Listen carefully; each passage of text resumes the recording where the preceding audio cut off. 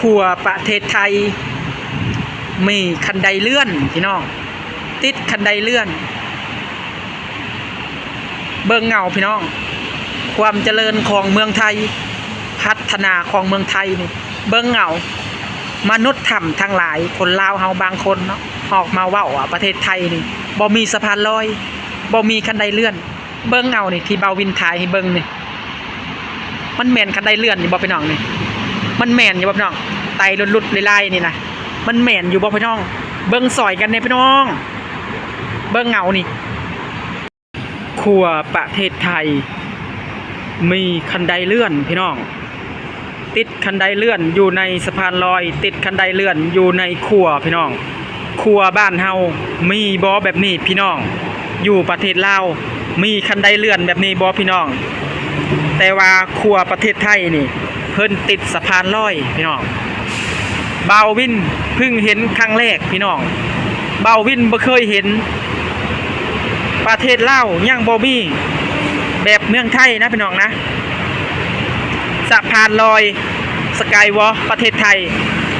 ติดคันไดเลื่อนกับสบายดีสวัสดีครับผมพ่อแม่พี่น้องเมื่อสุกคนกับผมมาพ่อก็วินบ่าวเล่าคนเก่าคนเดิมอีกแล้วพี่น้องมื้อนี้ก็ทักทายสบายดีลุงปานาอยู่ต่างประเทศหรือว่าอยู่พังไทยพังลาวนะพี่น้องเนาะที่ติดตามวินบ่าวเล่าพี่น้องครับมื้อนี้บ่าววินมาถ่ายความเป็นจริงมาถ่ายสะพานลอยหรือว่าสกายวอล์คหรือว่าสถานีรถไฟฟ้าของประเทศไทยนะพี่น้องนะแล้วนี่ก็จะเป็นรถไฟฟ้าพี่น้องกำลังมาจะจอดสถานีอีกสถานีหนึ่งพี่น้องนี่คือเมืองไทยนะพี่น้องนะเบาวินยืนยันว่าที่นี่คือเมืองไทยไม่มีที่ไหนเหมือนเมืองไทยอีกแล้วรถไฟฟ้าอยู่ประเทศไทยพี่น้อง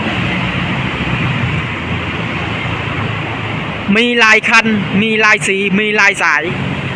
เบาวินเพิ่งเห็นครั้งแรกในชีวิตอยู่บ้านเบาวิน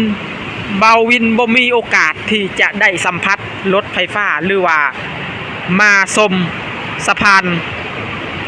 สูงแบบนี้พอเบาวินมาฮอดประเทศไทยพี่น้องบ่น่าเชื่อว่าประเทศไทยเพิ่นสิเฮ็ดสกายวอล์คหรือว่าสะพานลอยติดคันไดเลื่อนพี่น้องเคยเห็นบ่ขัวย่างซื่อติดคันไดเลื่อนผมเห็นแล้วผมอึ้งกับเมืองไทยนะครับทุกคนมื้อนี้เบาวินก็จะมาทำคลิปให้คนบางคนเนาะที่เป็นคนลาวออกมาว่าคนไทยว่าเมืองไทยไม่มีเท่าเมืองลาวประเทศลาวเจริญกว่าเมืองไทยจริงหรือเปล่าทุกคนวันนี้ก็อยากให้ทุกคนมาตัดสินใจซอยกันพี่น้องว่าเมืองไทยเจริญสำใดประเทศไทยเพิ่นมีดีสำใดคนไทยนี่เบาวินเว้าเลยนะว่าประเทศไทยนี่เพิ่นน่ะเจริญกว่าประเทศลาวอีกแต่ว่าคนไทยเพิ่นบ่มักอวดบ่มักโก้บ่มักโซบ่มักคีโมแต่ว่าอยู่ประเทศลาวเฮานี่มีนิดมีหน่อยแต่ก็คีโมอวดได้นั่นได้นี่นะพี่น้องให้คนทั้งโลกได้เห็นจริงๆแล้วประเทศลาวเฮานี่เมืองลาวเฮานี่ความเจริญนี่มันยังบ่เท่าเทียมกับประเทศไทยเลยบ่ครึ่งประเทศของประเทศไทยความเจริญนะอีหลีพี่น้องเมืองไทยเจริญกว่าพี่น้องเฮาเบิ่งนี่เฮาก็ฮู้แล้วนี่สถานีรถไฟฟ้าอ่อนนุชพี่น้องเบิ่งเอาพี่น้องแค่สถานีรถไฟฟ้านะพี่น้องนะเพิ่นยังเฮ็ดดีบ้านนี้บ้านเฮามีบ่แบบนี้บ้านเฮาบ่มีนะพี่น้องนะรถไทยลาวจีนรถลาวจีนน่ะรถไฟฟ้าลาวจีนน่ะมีบ่แบบนี้เบาวินคิดว่าบ่มีนะพี่น้องนะอีหลีมีหรือเปล่าอันนี้เบาวินบ่ฮู้เพราะว่าเบาวินบ่เคยได้สัมผัสเบาวินบ่เคยได้ขี่เบาวินบ่มีโอกาสที่จะได้นั่งรถไฟฟ้าลาวจีนเบาวิน มาเมืองไทยบาวินก็ได้สัมผัสแต่รถไฟฟ้าของประเทศไทยพี่น้องเบิ่งเอาความเจริญความพัฒนาของบ้านเพิ่นเมืองเพิ่นพี่น้องความแตกต่างกันหลายนะพี่น้องนะกับบ้านเฮาบาวินบอกเลยว่าประเทศไทยเมืองไทยนี่เพิ่นนี่พัฒนาไปรอบด้านรอบข้างบ่ว่าจะเป็นมองคนย่างหรือว่าครัวสะพานลอย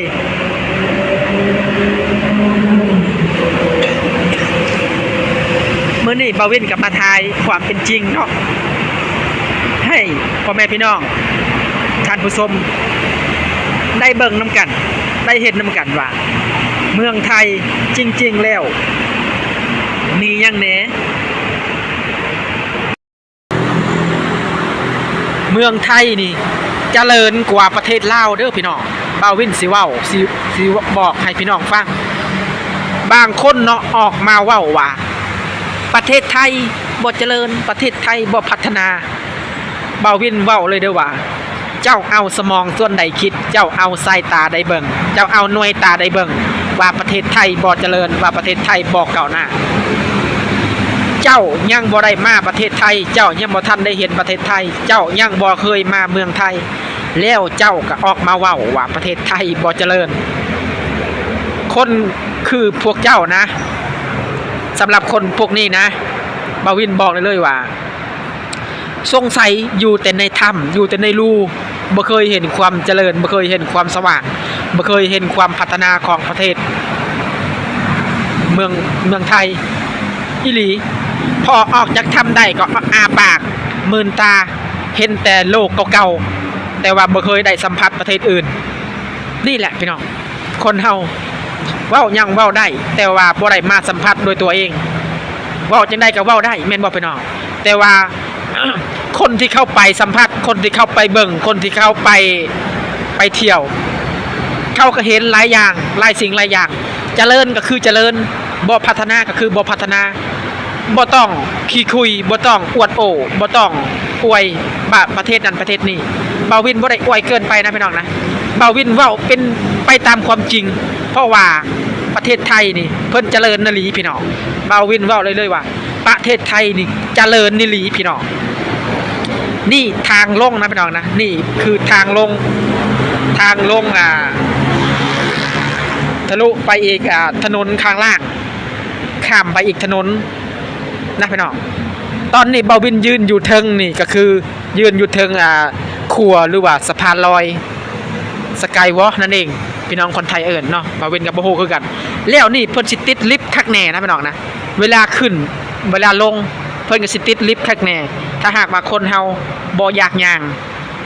หรือว่าผู้มีอายุเมื่อยย่างก็ขึ้นลิฟต์ได้เข้าลิฟต์ได้ลงลิฟต์ได้พี่น้องนี่แหละเมืองไทยพี่น้องบาวินเห็นแล้วบาวินอึ้งนะพี่น้องนะบาวินก็เลยเฮ็ดคลิปนี้ขึ้นมาว่าเตือนสติเตือนสมองคนลาวบางคนบางกลุ่มออกมาประจานเมืองไทยประเทศไทยนะพี่น้องแล้วมื้อนี้บาวินก็มาทายความเป็นจริงให้ทุกคนได้เห็นแล้วก็ทุกคนเบิ่งแล้ว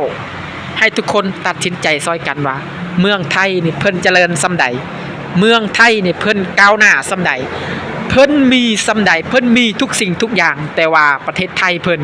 บ่เคยโม้บ่เคยอวดบ่เคยเว้าบ่เคยดูถูกประเทศคนอื่นอีกอีหลีนะพี่น้องคนไทยชาวไทยนี่เมืองไทยนี่นำใจคนไทยนี่เพิ่นสิบ่ดูถูกประเทศคนอื่นเพิ่นสิเงียบเพิ่นสิบ่เว้ามีแต่ประเทศไทยเนี่ยเพิ่นอุดหนุนหรือว่าเพิ่นซอยเหลือมีหยังเพิ่นก็ซอยเหลือนะคนไทยเนี่ยอีหลีมีแต่คนลาวเฮานี่แหละบ่มีก็ซ้ำเติมทุกข์ก็ซ้ำเติมคนลาวเฮานะบางคนนะมีแต่ซ้ำเติมกันเองแต่ว่าคนไทยเขานี่มีครบทุกอย่าง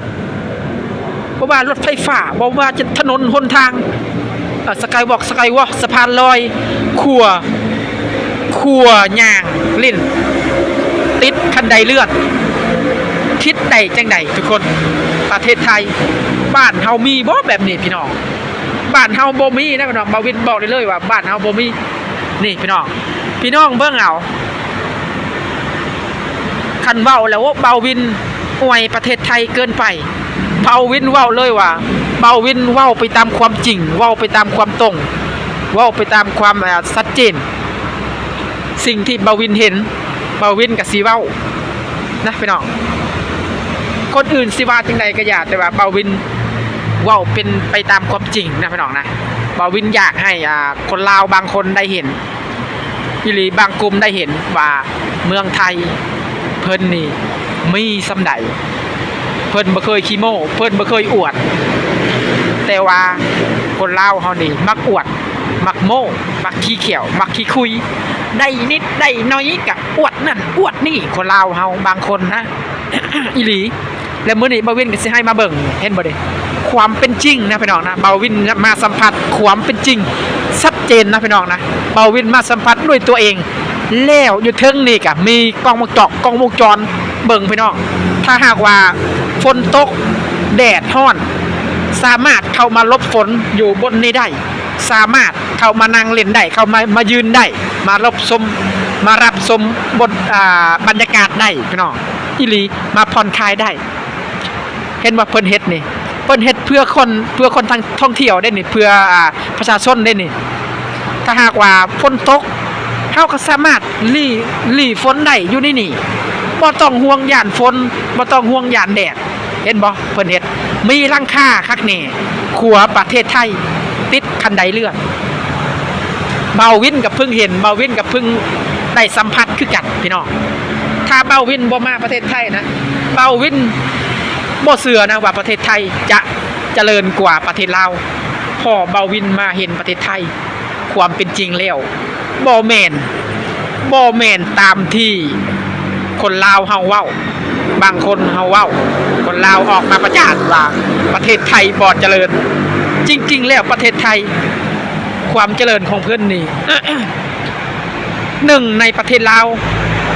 ยังบ่เคิงประเทศไทยซับความเจริญน่ะอีหลีเบาวินเว้าความตรงๆเว้าสัตย์ซื่อเลยแหละนี่เบาวินมาถ่ายความเป็นจริงนี่เบิ่งเพิ่นเฮ็ดนี่ บ่ว่าจะพื้นเพิ่นปลูกคอนกรีตมีแต่หินอ่อนกระเบื้อง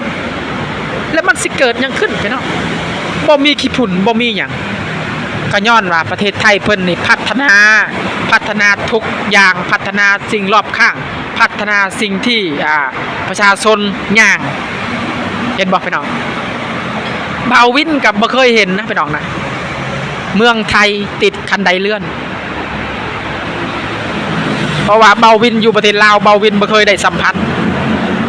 ประเทศลาวมีบ่มีแต่ว่าความเจริญนี่ยังบ่สู่ประเทศเพิ่นเข้าใจบ่พี่น้องบ้านเฮามีบ่มีแต่ว่าความเจริญนี่ยังสู่ประเทศไทยบ่ได้ยังพัฒนาเท่ากับประเทศไทยยังบ่ได้ประเทศไทยเจริญกว่านะพี่น้องนะเห็นบ่พี่น้องอันนี้เบาวินไทยนี่คือแบบว่าบ่ได้ว่าอยากเว้าให้บ้านตัวเองหรอกนะแต่ว่าเบาวินมาถ่ายความเป็นจริงบางคนออกมาเว้าเนาะเบาวินก็เลยมาถ่ายความเป็นจริงให้เพิ่นได้เห็นนำกันพี่น้องเบิ่งเลยบ่ว่าจะทางยางบ่ว่าจะหลังคานี่เพิ่นเฮ็ดนี่แบบมีแต่สแตนเลสแบบว่าคักแน่ได้พี่น้องก็โอเคนะพี่น้องคลิปนี้ก็หวังว่าทุกคนซอยกันแชร์คลิปเนาะซอยกันแชร์คลิปให้มนุษย์ธรรมหรือว่าคนลาวเฮาบางคนได้เห็นน้ำกันเนาะว่าเมืองไทยประเทศไทยเจริญสำใดเพิ่นมีสำใด